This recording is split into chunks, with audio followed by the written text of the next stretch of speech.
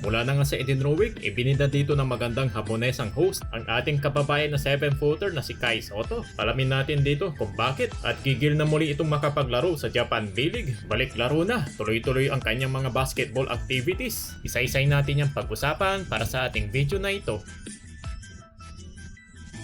Sure ball na nga at wala na dito makakapigil pa para sa ating pambato. Yan ay wala nang iba ang ating 7'3" na big man na pure-blooded Pinoy player na si Kai Sotto. Well, dito na nga niya tinuloy ang kanyang karir sa larangan ng basketball upang i-showcase na naman dito ang kanyang talento. Marami pa rin dito nagsasabi na downgrade move daw ang pasyang Kai Sotto B-League. Pero kung isipin tong mabuti, ay isa itong matalinong desisyon. Ayon na nga sa mga reports, hindi lang dito ang B-League ang nag-o-offer kay Kai at ito pa rin piniling kampo ni Kai. Kaysa na naman na matingga dito ang ating pambato, at least dito continuous ang laro niya na magagamit niya rin na pang kondisyon para na nga sa muling paglalaro niya sa ating national team. At sa part naman dito ng B-League ay nababakas sakali rin ng mga ito na baka mas magustuhan na talaga dito ni Kai ang kanilang liga. Nagkadalawang seasons na rin siya kasi sa Australia bago ito. Isa sa mga top league sa buong mundo. Kaya naman ngayon kaysa edad na 23 ay masasabing eksperyensado na kaagad siya sa pros. Nakikipagbagbakan na to sa best of the best ng big man ng NBL. Tapos ngayon naman sa Japan, mga veteranong mga imports naman. Ang kanya na nga rin dito mga nasagupa.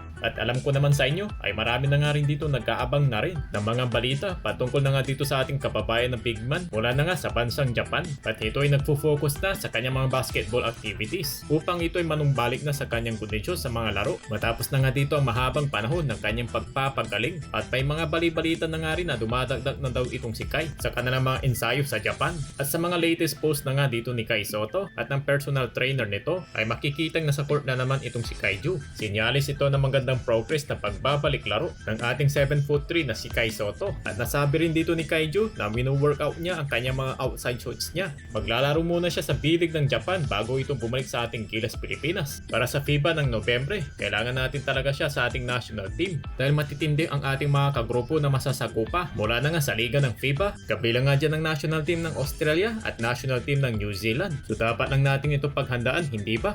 At samantala, ibinandera pa ng magandang Haponesa ng host mula na nga sa bansang Japan ng drawing ng ating pambato na si Kai Sotto. Talaga naman na makikita natin na highlights dito ang kanilang usapan na tinutukoy dito ang ating kababayan na si Kai. Yung nga lang dito mga idol ay hindi ko lang dito maintindihan ang kanilang mga sinasabi nang dahil na nga sa mga salita ng mga Hapon na Nihongo at wala rin tayo dito makikitang translator o kaya naman ba na subtitle, hindi ba? Pero ang good thing na nga dito ay matutuwa talaga dito ang mga Kai Sotto fans dahil nga ibinibida itong ating kababayan. Grabe talaga dito yung charisma ni Kaiju at siguradong babawi siya sa mga Hapon kapag nagsimula na itong kanilang Japan B-League at patuloy pa rin natin ditong suportahan etong kababayan natin na si Kai Sotto.